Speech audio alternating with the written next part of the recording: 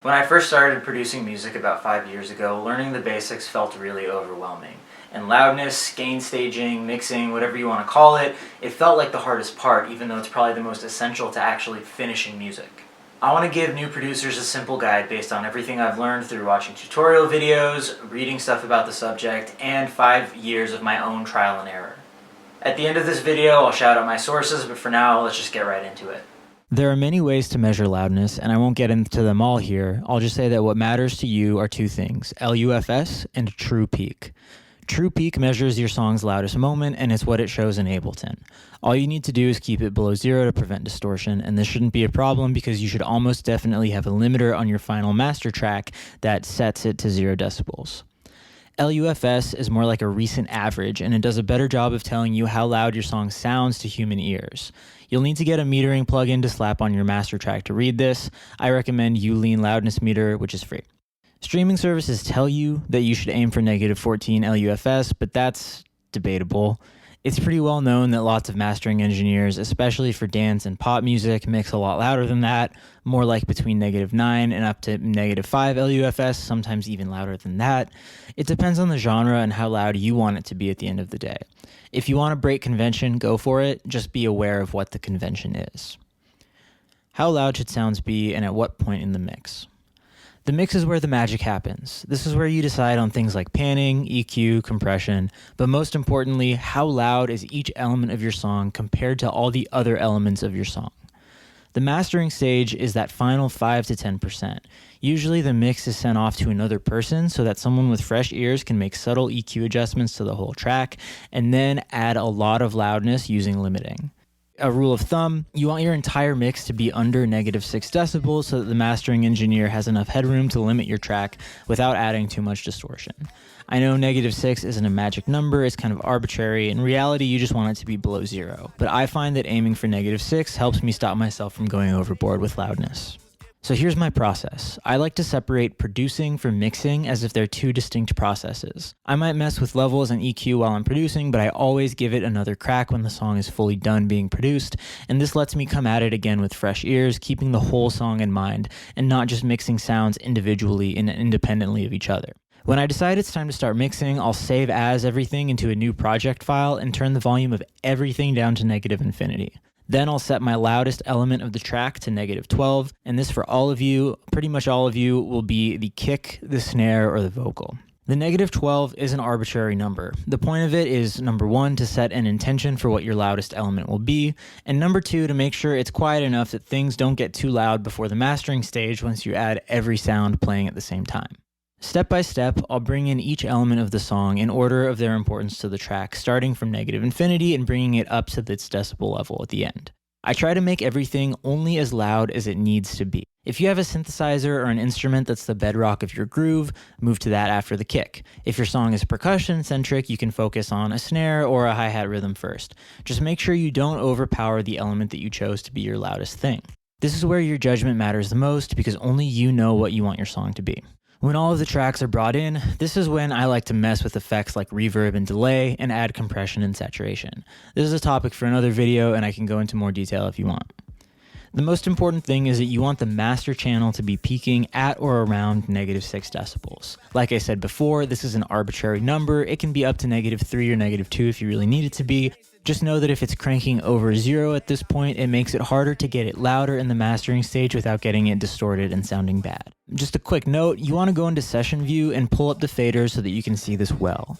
If you click this button, it tells you the loudest point in the track and it holds it there, so you need to click it again to refresh it if you're playing your track over after making adjustments. When your leveling is all said and done, I like to apply gentle saturation, some EQ if needed, and limiters to the master channel. I'll often go for 2 limiters in a row, the first one light and the next one aggressive, but that's not strictly necessary. You want to put a metering plugin like Ulean after the limiters to read how loud it is in LUFS. You have to play the whole song to get the correct LUFS value. Limiting and compression is a whole other topic I don't want to get bogged down in, but just know for now, limiting is just an aggressive compressor, and what a compressor is, all it does is chop out the loudest parts of the sound so that you can turn the whole sound up. A couple notes. First, I almost always have to make minor adjustments to the relative volumes in the mix after I do my limiting. Like I said before, a limiter is an aggressive compressor, and compressors mess with the dynamic range of a track. So if you find that after mastering something sounds too loud or too quiet, you can go back and turn it up or down. Next, I almost always go into the red on at least one limiter to get my song loud enough to my liking. There are people out there who think this is a bad practice. I make dance music and I find that it works for me. What you want is to avoid your whole song noticeably pumping up and down in volume every time the limiter gets triggered. This is just something you'll have to listen for yourself. As always with making music, use your ears and let them guide you. A quick mix template to help guide you. What I do to make mixing easier on myself is set Ableton to load up a template that I created. You may have noticed that I use this utility thing here throughout the video to change the volume instead of the faders. There are a few reasons why. Number one, the faders don't touch the audio until after it's run through all your plugins. And the thing is, some plugins work better at lower volumes. This is not a big deal for most digital plugins, but some plugins that are built to emulate analog equipment will sound bad if the audio is coming in too loud, just like the original analog gear. Number two, it gives you two different places to adjust the audio. You can set the initial gain in the utility, and then later on in the mix, you can use the fader to make small, like 1 or 2 decibel adjustments. And reason number three, I can load this audio effect rack with not just gain, but also a handful of other mixing moves I commonly use, including a high pass filter, a high shelf I can boost or cut, or a small cut to the low mids. This lets me make EQ adjustments in 1 or 2 clicks rather than having to load up an EQ or 2 on the channel every time. It's a small time saver, but in the long run, it really adds up. Now, I considered selling this mix template or making a free download, but you have to subscribe to me type of deal for it. It would probably take you less time to set this up in Ableton yourself than download it from me. All you need to do is group a few effects together, then set the macros to the parameters you want shortcuts for. Use it if you want, and if you find it helps your workflow, consider subscribing to me or liking this video, and hopefully I'll be sharing equally useful tips in the future. And then a couple tips to just make things feel louder. Saturating elements of your song adds harmonics to your song in the high end, and that adds volume to your song. And additionally, it distorts your track in a pleasant way that kind of masks the distortion that you might get from limiting aggressively. This is definitely a sweet spot. You know, too much saturation will make things sound messy, but that may be what you're going for. Full disclosure, FYI, I am not a professional mixing or mastering engineer, and I'm sure there's a lot that I could still learn.